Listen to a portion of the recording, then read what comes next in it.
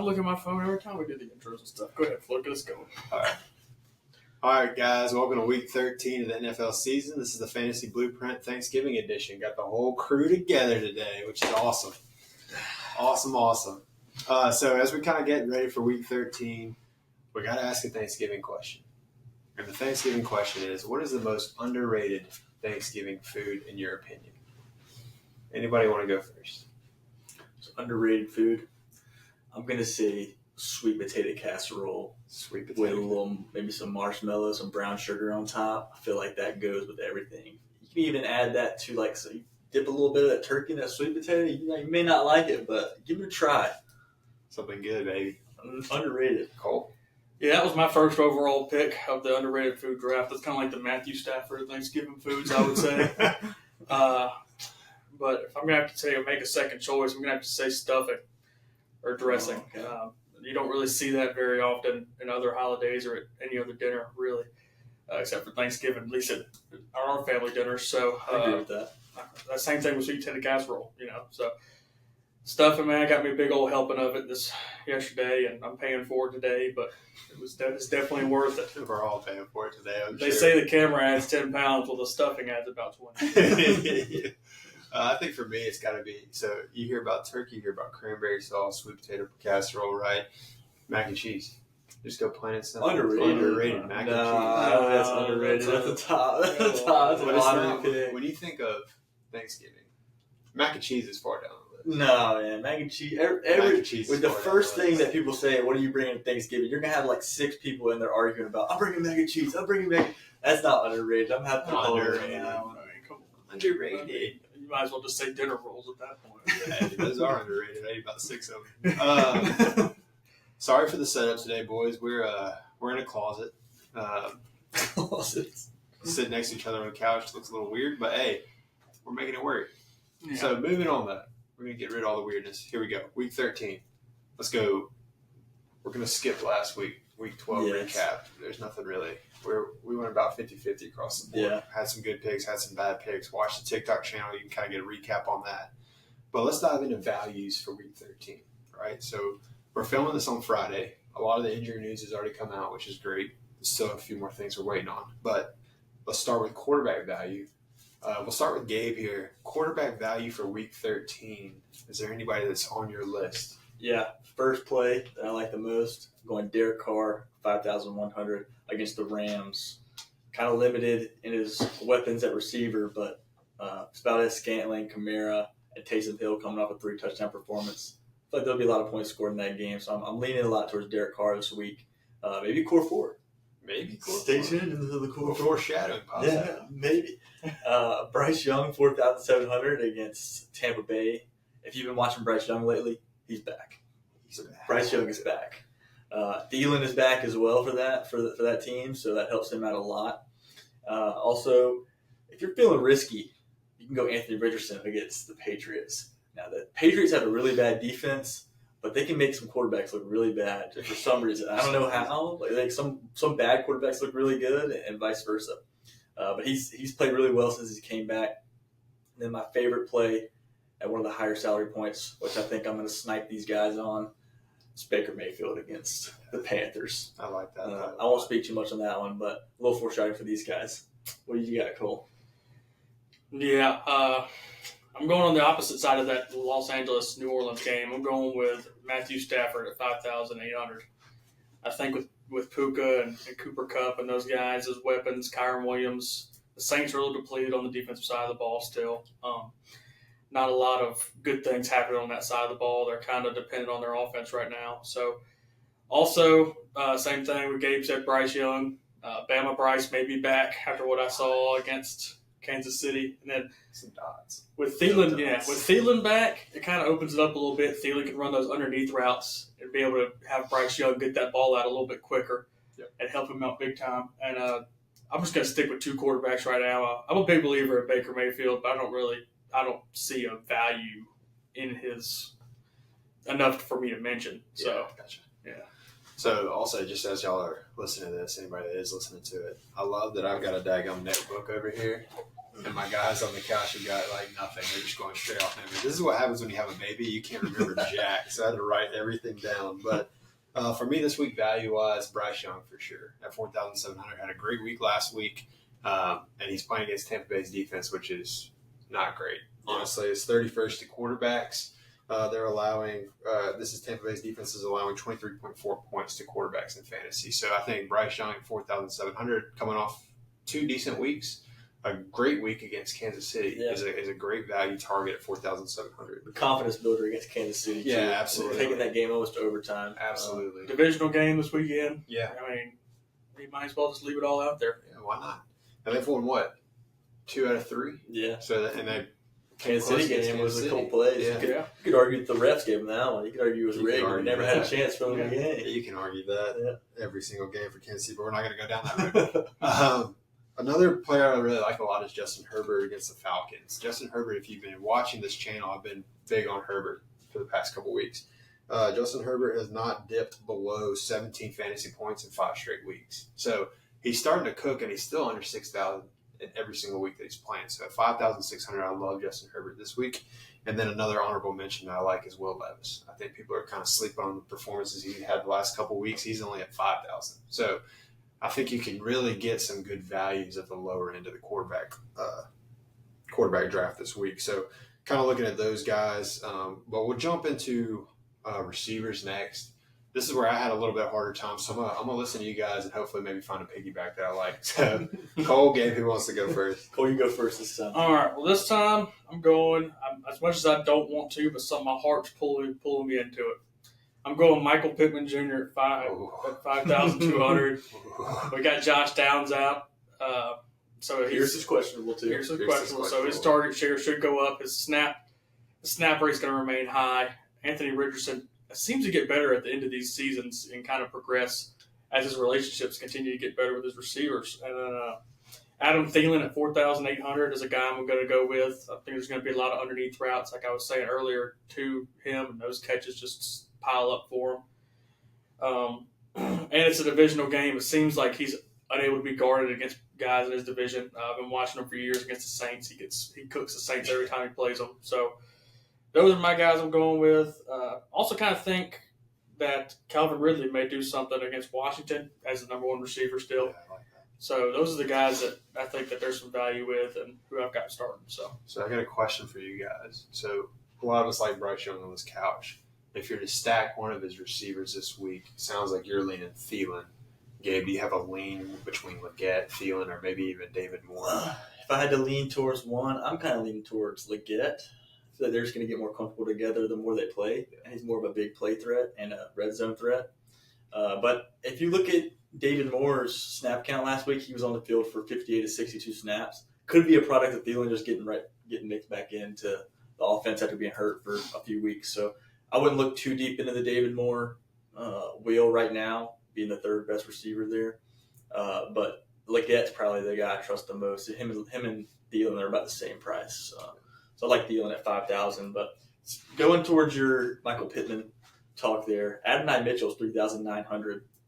So if you're looking for somebody that's a salary saver, there'll be a number 2 there if Pierce and Downs is already ruled out. So if Pierce is ruled out, you got Adonai Mitchell at 3,900. And I will say our optimal lineup a couple weeks ago put Adonai Mitchell in the lineup, and he contributed 13 points. So the optimal lineup knows. AI knows. The AI plays knows. people that we don't trust, but they know. You look at him and you're like, why would you start him? And then he ends up going for 13, 15.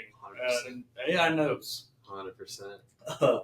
Yes. You got the Texans versus, I think, the Jets. Are they playing this weekend, the Texans? No. Let's see. Look it up real quick. Either way, The Texans played the Jaguars. Hammer it. it. Hammer every player on Houston. Hammer it. You've got Unless you're the Minnesota Vikings. Yeah. Yes. You've got Nico Collins at 7,900, so he's really expensive. He's projected somewhere around 24 points in fantasy.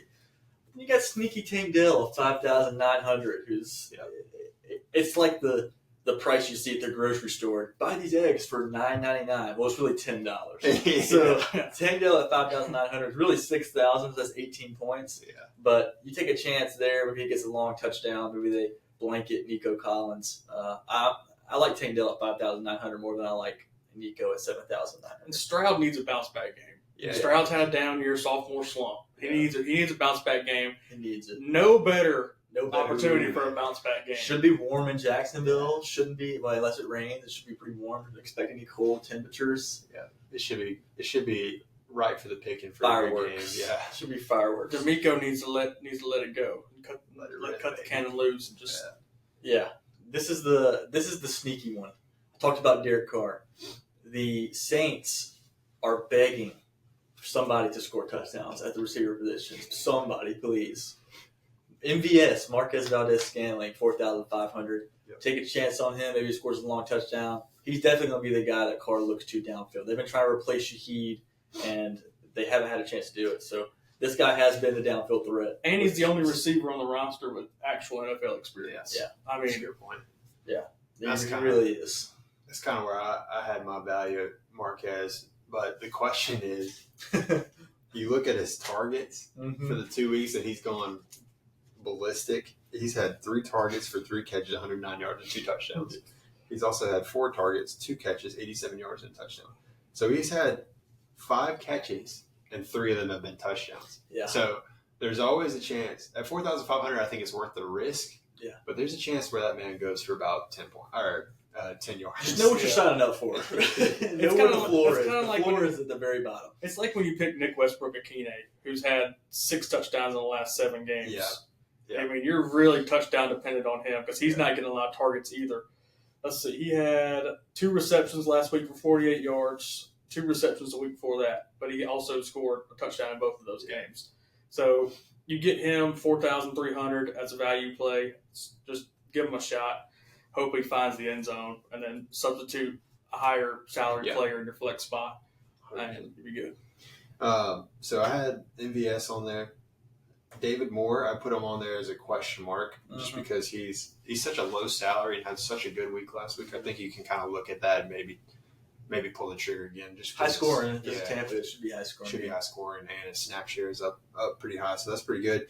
And then the other one I had on here was Brian Thomas Jr. with Trevor Lawrence coming back. Oh, is he coming back? It says he's expected to play that was 2 hours ago when I read that. So Houston's 24th to receivers allowing 36.3 points per game. So I like Brian Thomas, and I like the connection he's had with Trevor Lawrence this year. So 5,500 for Brian Thomas, yeah. Did I say Brian Robinson earlier? No, you said Thomas. Okay, good. All right, He said cool. Thomas. I'm thinking about Brian Robinson because he absolutely screwed me last week. But Brian Thomas at 5,500, I also like as well to see a little bit of value. And then you talked a little bit about Calvin Ridley. I can see him as receiver 1. Will Levis is playing a little bit better, so I could see him having a big week this week too. So shifting gears here. Talking a lot, talking fast. Running backs. Who wants to start as running back wise for values this week? I think you should. All right, I'll Yeah, you start, buddy. Yeah. It's your All right. turn. I'm gonna keep going. Yeah. So sorry. Speak slower. You're good. Talk a little slower. So this week, J.K. Dobbins likely out. I think Gus Edwards is the next guy up at cheap salary. It's worth sticking your neck out. 4,300. Hammer it. I think versus Atlanta is a good opportunity for you to get a cheap player with high value. So Hardball offense, power running back. Yeah. Give it a shot. yeah, so 4,300 definitely worth the risk there. That's where I see a lot of value from the running back position this week. The other one that I have, we've talked about him a lot the last couple of weeks, is Ramondre Stevenson. Hasn't had the production that you would love as far as yards per carry, but he's due for some touchdowns here and there and gets a decent amount, especially when they get to the goal line. And he's only at 5,900. So, and they're playing Indianapolis. Yeah. Defense is 27th to running backs, 26.4 points per game to running back position. So at 5,900, I can see him getting some value too, because I think that could be another potentially high scoring game because both those defenses are suspect at times. Yeah. So that's kind of where I have value for running backs this week. Now it's my turn to shut up and let you guys drive for a second. Ramondre should get some pass catching work, I would think. He used to be like 8 to 9 targets a game. Yeah, I know. Out of in the passing game. It's kind of dropped off a little bit with Drake May, which I'm surprised.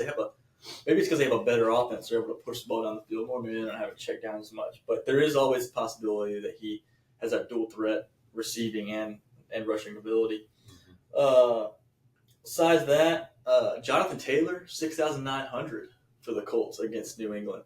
That's kind of surprising to me. I think that's like the cheapest he's been in a really good matchup, 6,900. I don't really understand it. I really like his upside there in a good matchup. especially if Anthony Richardson's able to move the ball and get him in the red zone. He has a knack to find the end zone. Jonathan Taylor does, and he's a big play threat. Aaron Jones last week against, I can't remember who they played last week, Arizona, or they played I can't remember who Minnesota played last week. Was it Minnesota played? I think it was the Cardinals. Was it the Cardinals? I think it was the Cardinals. He had about 23 points last week. He's at 6,500. Yeah, it's cheap. Every time I start Aaron Jones, though, he finds a way to get hurt, to either get hurt or play terribly. But when I don't start him, Sam Darnold plays like an absolute stud, and he's able to get in the end zone. The Bears last week. Bears. Oh, yes. So the Bears defense is good. So that's why I was surprised. He had 23 points against the Bears, which surprises me, especially with Sam Darnold. Yeah. I thought he would have a bad week. But if you don't know yet, we hate Sam Darnold, and it's not changing. He's so inconsistent. If we pick him to play terribly, please start him. But this is your hint now. If we're talking bad about him, start him. If we're talking good about him, avoid him. That's all I gotta say. From now on, if we pick Sam Darnold, Daniel Jones is probably going to end up starting now. That's how it goes for us whenever we pick Sam Darnold. Yeah. So switching gears to running backs, I've turned into a Bucky believer, boys. I do like Bucky. Right. Bucky Irvin catching. I feel like he's kind of taking that lead back role from Rachaad White. Yeah. He's catching the passes. He's getting open. He's running the ball a little harder. Problem is that third string running back. I can't remember his name. Sean Tucker. Yeah. Sean Tucker must die. Yes. Yeah. Exactly. He'll come in at the goal line and he will vulture a few if you're not careful. And it is a pain sometimes dealing with that, but that's the game you play, and that's the game I enjoy playing. But another guy that I forget that even exists every Sunday that I finally caught on my radar is Chase Brown at 6,200. He is playing a tough defense, but I always feel like the Bengals, the only reason that they're in these games is because their offense keeps them in it. Yeah. And it feels like they always have that moment where they get to about the 10-yard line, and Chase Brown just runs one in and, goes crazy. I'm like, this guy is always scoring touchdowns whenever I don't pick him. I'm like, why do I not pick him? Well, this week I got him, 6,200. 5 points is coming your way this week, Chase Brown. Here comes the kiss of death. You're probably doing that because you play me in year-long fantasy. See, I have Chase Brown. He's like, yes, I'm going to pick it. I tried to adjust my thinking to where if I see a really, really good running back in a tough matchup, I try to avoid thinking about the matchup and just try to think more about the player because good players find ways to get points in their matchup, they're matchup proof. I don't know if Chase Brown's there yet for me. Yeah, matchup proof against Pittsburgh. Let's take a look at the stats here. But their offense is so good with Chase and Higgins. It wouldn't surprise me if they don't have any problem moving the ball against Pittsburgh. And I think it's in Cincinnati. Check the weather on that one. If it's really cold, it may not. Offenses tend to not move the ball as well in the cold. Evidence of the Dolphins last night. Dolphins are absolutely trash in the cold weather, and that's historical for any South Florida team playing in the cold. Britt mentioned that last week. So last week he played the Chargers. I consider was one of the top defenses in the NFL right now. He had 22 touches, 86 yards, no touchdowns, but he did have 5 catches. So he ended up getting 19.3 points. And then, he's coming off 3 straight good weeks. He had 29 one week, 23 in another, then 19 last week. Yeah. So you can try and hitch your wagon to this guy again. It is a tough matchup. So be careful with that. Check the weather and things like that. But I'm gonna give it a shot this week. He's a volume player. He gets volume. Yeah, that's all. And I think and you talk about it all the time, but you talk about these running backs that have the ability to catch the ball. I think that's what may make them matchup proof. Is because even if he catches 5 balls for 10 yards, it's still 6 points right there just for receiving. It's a touchdown. So I'm kind of with you. I do like Chase Brown. I think it is a tough matchup. So he'll be in some, but not all of my lineups this week for sure.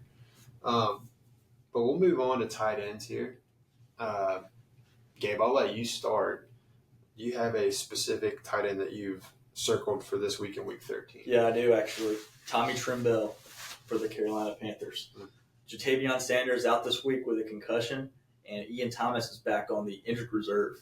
So they have no other tight end beside Tim Tremble and Jordan Matthews, so I think is back on the practice squad, so I don't expect him to take many snaps for the Panthers at tight end. And if you've watched Bryce Young the last few weeks, he likes throwing to the tight end. He likes Sanders. He was a really athletic rookie. I like Sanders. I like it. But Tremble, he's at 2,800, so you're pretty much Bridget, you're hoping to get maybe 8 points out of that in a good matchup. I think you can get that out of tight end. Especially against Tampa Bay's defense. Yeah, against Tampa, I think you can get that. Kate Otten, 4,500. Another really good matchup against the Panthers. Mike Evans is back, but the Buccaneers have shown that they have the ability to get him involved in the pass game. Maybe score a couple touchdowns. I like that matchup. And then the last one, T.J. Hawkinson, 4,400 against Arizona. Josh Oliver, the backup tight end there, who kind of stole some of his work early when he came back from injury, is out. So Hawkinson is the guy at the tight end position. So kind of expect some, I guess, back to what he was before his injury in terms of volume in the passing game. I know he was with Kirk Cousins last year. How much do you trust Sam Darnold is really the question there.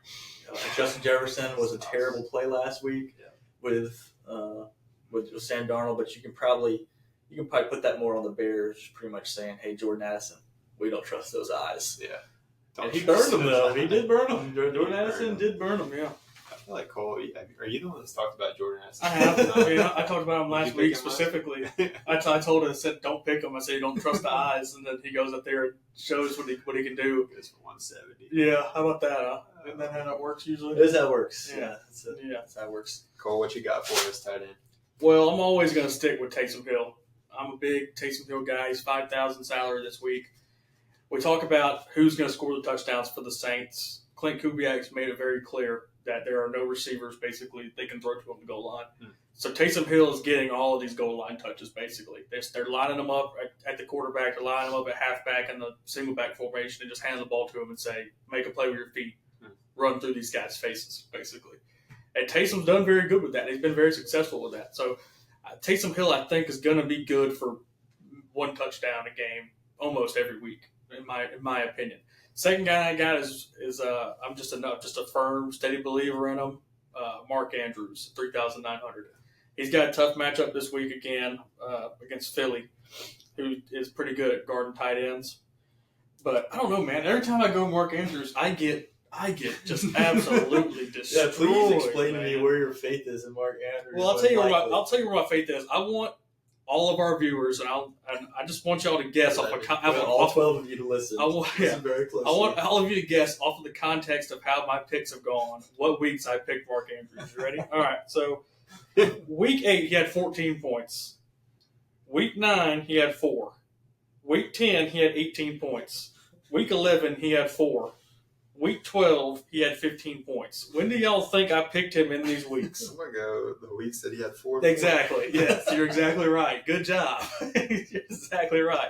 I have been getting annihilated with picking him. So I'm going to pick him until he finally gives me a good week. See what I want. It's coming eventually, right? And it'll be, I'm just doing it for pride now. I don't even care what the matchup is. He's just going to give me production one of these weeks just so I can be right about him one week. That's to be consistent. But Mark Andrews is definitely going to be one of my picks this week, just hoping for faith. Zach Ertz, he's been having some multiple good weeks. He's put them together. He's been a producer for me. Freiermuth has kind of had some catches, had some productive weeks, but not enough to where I would play him. Yeah, don't trust it. Yeah. Dalton Schultz at 3,300. They're daring you to take him. Don't take him. That price is crazy. 3,300 for Schultz is crazy in a good offense and a great matchup. It's almost like, I swear, when players get down that low, it's like you would just have to have a couple lineups just in case. Yeah. That happens because as their price keeps dropping, he was 5,000, 45, 4,000. He just keeps going down. At some point, it can't keep happening. He's got to have a good game. I'm with it. He can't keep getting away with it. As they say, Breaking Bad. Oh man! So the tight ends I have circled this week, I think Taysom Hill. I'm kind of with you. I mean, the touches are there. They seem like they're going to continue to get there because they have no receivers. Yeah. So there's more opportunities for him. He's stronger a little bit. I think at the goal line, he's a more physical, stronger target for Derek Carr. And then also he seems to be taking some of these runs away from Kamara, which is shocking to me. But it continues to seem to happen. So at 5,000, Taysom Hill, still think there's a lot of value because Gabe said this. We're waiting for that perfect week where there's going to be a running, throwing, and a receiving touchdown, and it's coming at some point. So I like Taysom Hill there. And then steady Hunter Henry. I mean, he's at 4,200. He's been pretty steady since Drake May started at quarterback. I think he's only had one bad week in fantasy. Outside of that, he has gotten below like 9.4 points since Drake May's taken over. So targets are there. Seems to be consistent with May. He's never going to be the guy that's going to go get you 30, but he's going to be pretty consistent, get you 10 to 15 a week, it sounds like, or it seems like there. So that's kind of the guy I had circled this week at 4,200. And then just something to keep an eye on is Austin Hooper, also a tight end for New England Patriots. Last week he's had 4 targets each of the last 3 games. He's of those 4 targets, he had 11 catches out of 12 targets. So he's catching it when it's thrown to him. He's had 1 touchdown. He's averaging 52 yards a game during the 3-game stretch. So it does seem like Austin Hooper, I think if I'm not mistaken, he's sitting at about 3,300, 3,500, somewhere in there. I don't have it written down for whatever reason, but maybe a guy you could take a stab at. Seems like his production has started to get steady too the last 3 weeks. I think when they signed him originally, they were playing kind of 1A, 1B a lot together. So I don't. Yeah, it almost seems like Henry's volume may go down some as they get him back in. Yeah. I think he was hurt at the beginning of the season, I think. So that's why I kind of said keep an eye on him. Yeah. That may affect Hunter Henry moving forward. And he's cheaper than Hunter Henry is. So another guy you can kind of look at. But we'll move on to Core 4 for this week. This is Week 13, Core 4. Gabe, we'll start with you. What you got for us? So I'm going to start out. I'm going Tommy Trimble, 2,800 as one of my Core 4 plays. And I've been going back and forth on this one between 3 quarterbacks, Bryce Young, Derek Carr, and Baker Mayfield. I'm going Baker Mayfield, 6,600. That seems crazy to me with Mike Evans back now, Cade Otton, his running backs playing as good as they are. I'm going – see, all his other receivers are healthy, Shepard, McMillan. He's got a full arsenal of weapons against this trash Carolina Panthers defense. Give me Baker Mayfield to get it over 18 points. That's about what he's at. 6,600, that's around 18, 19 points. I think he gets that pretty easily. I'm not going to call my shot with a stat line, but I think he'll get over 18 points. I'm going to go Gus Edwards, 4,300. It's just simply too good. Yeah. Simply too good. And then Jonathan Taylor, 6,900. I like the low floor or high floor there. And a good matchup. Not low floor, high floor. I'll tell you, high floor. And he also has a really high ceiling. So, boomer bust. You know how the fantasy projections boomer bust? He may bust, but his bust isn't like other people's bust. Pause. Take a time out. All right, regrouping. Give me JT. Oh, man. Well, guys, my Core 4, I'm going to start with the quarterback position. Back in the golden days, before the Dust Bowl, there used to be farmers that would go out there and they depend on those donkeys to get out there and plow the field, man. Just reliable. All right. Yeah. Reliable. All right. Matthew Stafford with Puka Nacua and Cooper Kupp is old reliable. Pitch the wagon, he'll give you about 15 points. That's how I see it. That's another one of those high floors. That's what I see. So I'm going with old reliable Matthew Stafford here as one of my picks for my Core 4. I'm going to go with a Puka Nacua stack. Oh, in the Core 4 stack. That's a little high. It's a 7,600 stack, but I've seen the Saints. They can't guard the whites. That's true. They cannot guard white receivers. White Oaks. If Puka counts as a white receiver, I'm going to count it. I'm going to count it because he doesn't count, but Cooper counts. He's a crisp route runner. He'll get down to the goal line. He'll do a zig route to the corner and catch an easy touchdown. He's a premium Ritz cracker. Yeah. He's not a saltine. He's a Ritz.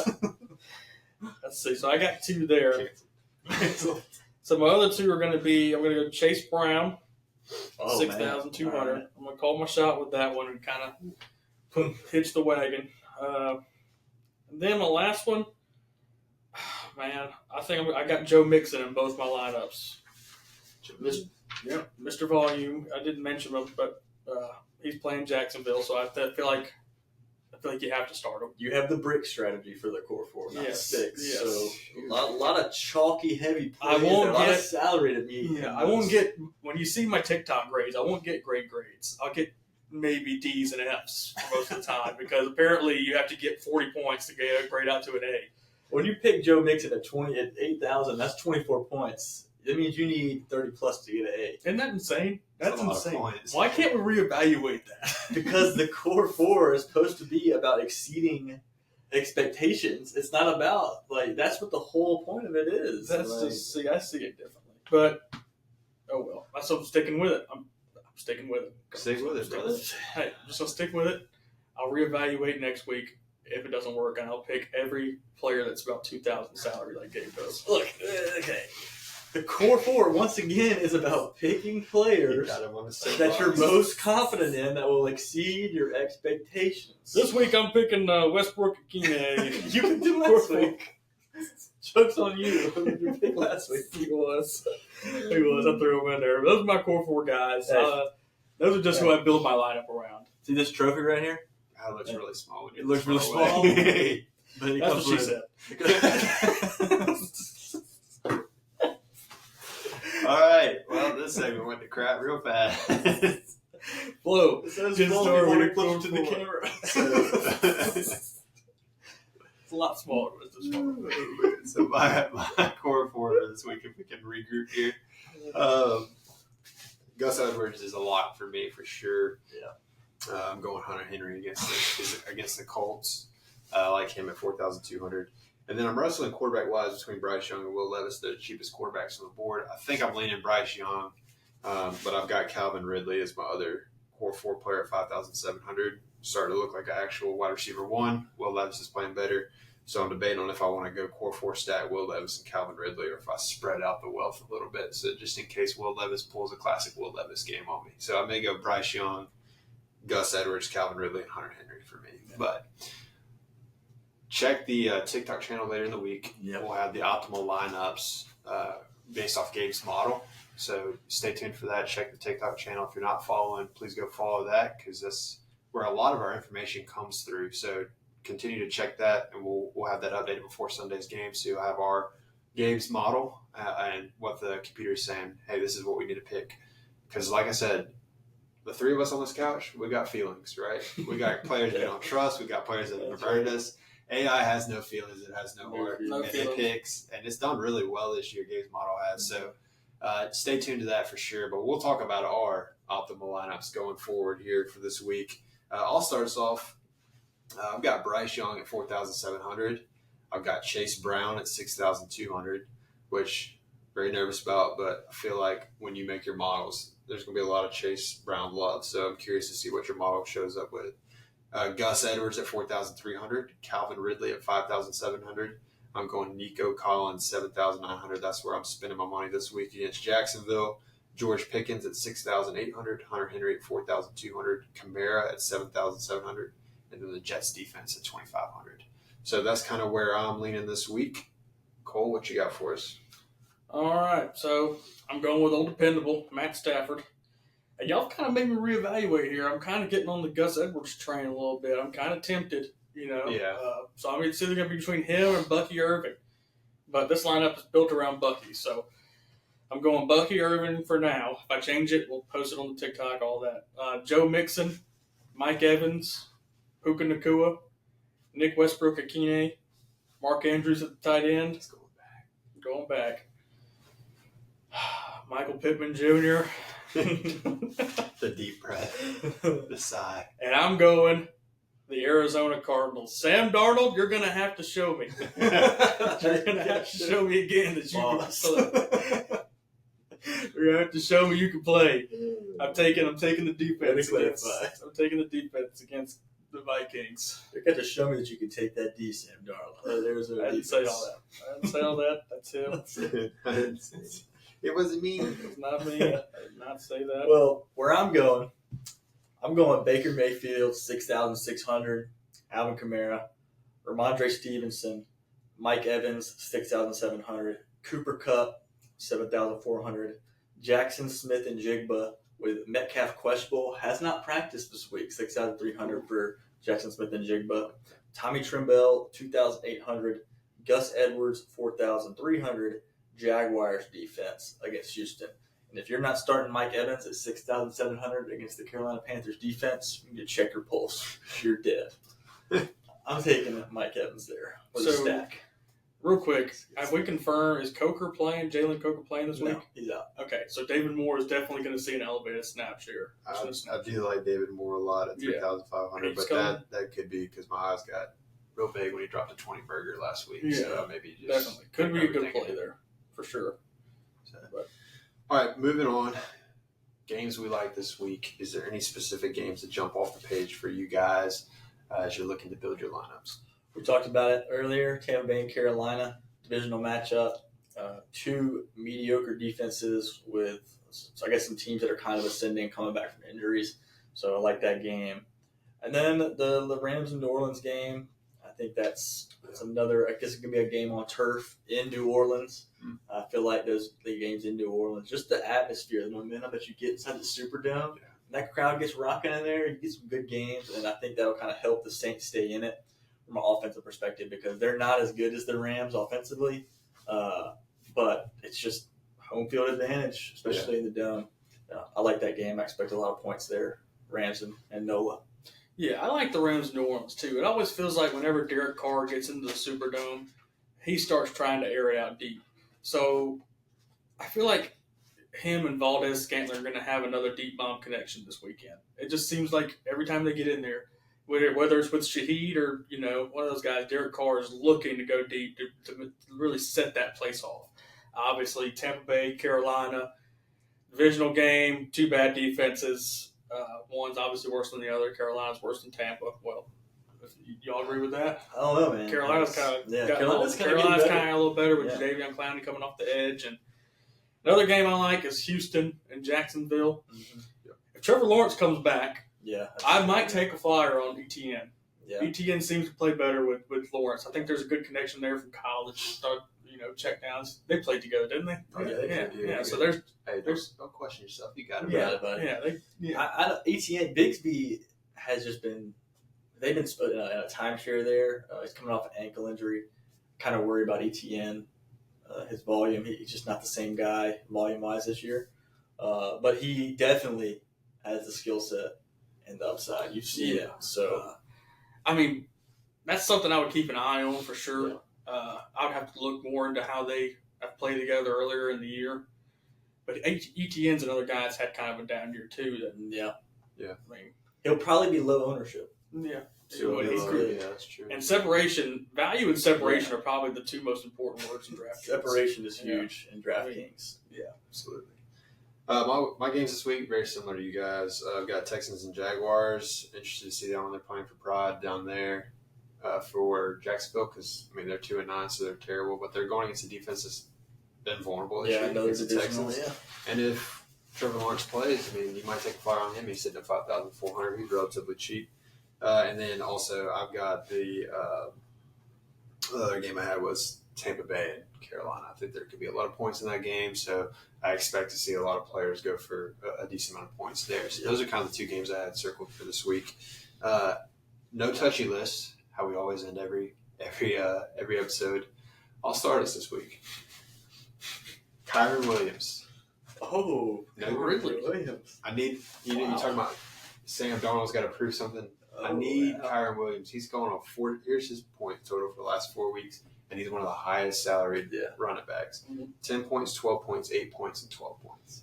Yeah. But you need him with his. He's at like 7,100 this week, which is the lowest he's been in a while. Yeah. But still, based off of the way we go about it, he'd have to score over 20 points. He hasn't done that in 4 straight weeks. He hadn't gotten past 15. His salary is being carried by that start to the season. Yeah, he had a great start, but we haven't seen it. So, Kyron, I'm helping you out this week. I picked you, so you're probably going to go for 25, so you're welcome. And then the second player I have on this week is I just can't get a read on him. It's Kyler Murray. Yeah. Is he playing Black Ops or is he studying football? It depends on the week. He was undefeated when the game came out, they said. But then, recently, he's just mid. Yeah, so he's got a good, the salary's not bad at 6,100. Yeah. You just never know what you're going to get. It's just weird. So, I'm going Kyron Williams, and Kyler Murray. That's tough to say at the same time. No touchy list for this week. What you got, Cole? Man, oh man. I know there's no shot of. I gotta say this every segment. I know there's no shot that he's playing because they're on a bye week or they're not playing. Debo Samuel, if you ever see this, I'm not even touching you when you're healthy. Because if I asked you to stand up from this couch, you'd twist your ankle. But that's just my personal vendetta against him. It's kind of a running thing for me. But my no touch is Saquon Barkley. Saquon Barkley, let's see, he's playing against Baltimore, right? Yep. Yeah. Baltimore's 8th against the run. They've got a solid front. They've got a solid defense. Their passing defense is what kills them. They're going to stack the box. They can't let Saquon run wild on them. They know that. But A.J. Brown's another guy I'd probably look at possibly playing. Devontae Smith, those guys. I'm not touching Saquon Barkley this week. Devontae may be out this week too, so if he's out, A.J. Brown's a good pickup for the week. Plus 8,500 for Saquon is insane. Yeah, that's a lot. That's a lot of points. Yeah, that's a lot of points against a good defense. Yeah. No touch. Yeah. Got a few. Cleveland against Denver. I know Cleveland's been good recently with Jameis at the quarterback, but games in Denver. Denver has a really good defense. I'm not really feeling it this week with Chubb getting going on the ground against Denver. I don't like it. And then you got, Tennessee and Washington, which is a weird game. Yeah, it is weird. Like last week, Washington looked really bad. Yeah. Against Dallas. Ended up losing that game, which is crazy to me. They tried to come back at the end, but I think they had 3 points at halftime. I know that game's in Washington. Titans defense isn't terrible. Yeah. I just kind of Brian Robinson's questionable with an ankle. Austin Eckler was in the hospital last week with a concussion, so I don't think either of those guys will be playing or will be 100% for that game. Jerry McNichols. Yeah. That's the guy we didn't mention, Jerry McNichols, for Washington. If Robinson and Eckler are both out, he may not be in a good matchup, but he's so cheap, he's going to get a lot of work. Sometimes that's all you need. It's just cheap and a lot of volume. But yeah, those are kind of the two. Washington, Tennessee, and Cleveland and Denver. Don't really like those as much. I'm staying away from those games in terms of who I'm starting this week. Sweet. Well, any closing remarks from you guys as we get ready to end? Macaroni and cheese is not underrated. So if you give me another guess, you had time to think. You think anything else? Take your time. Underrated? I think it's something underrated. Underrated dish. It can be desserts. I'll give you. I've got the best desserts. Underrated dish. Hash brown casserole. Have you ever had that in a Thanksgiving? That is bomb. I've never had that at Thanksgiving before. I've heard of people. I've had a couple people have some hash brown casserole during Thanksgiving, and that is a top tier underrated dish. Sounds like you can't go wrong with that. Yeah, hash brown casserole is bomb. I think of something I had yesterday that just jumped off the plate, but green bean casserole. Not a green bean guy. No. Green beans. Funny story. When I was little, I watched my cousin throw one up across the floor because he got so freaked out by the texture that green beans had freaked me out since I was like 5. So I'm out on green beans. He's out. That's on my no touchy. No touchy. Yeah. No touchy from the green bean department for me. What about be like corn casserole? Because my sister made some corn casserole. Here's a hot take. I'm not a casserole guy. That's why I'm not a huge Thanksgiving guy. Which is probably why mac and cheese is up on my list because I feel like everybody gets fascinated with casseroles. So I go mac and cheese. Does that make sense? Right. Maybe not. Maybe I'm just not a Thanksgiving guy. I'm a mac and cheese truther, man. I'm with you 100%. But you're not going to go to a Thanksgiving without mac and cheese. That's why I think it's like underrated because hash brown casserole is a great pull. Hash brown casserole. Great pull. Yeah. Great pull. Well, hope you guys had an awesome Thanksgiving. We'll catch you this week. Hopefully, again, stay tuned to the TikTok channel. We'll have all the updates out before Sunday. But you guys have an awesome Thanksgiving, and we'll catch you next week for Week 14. See ya.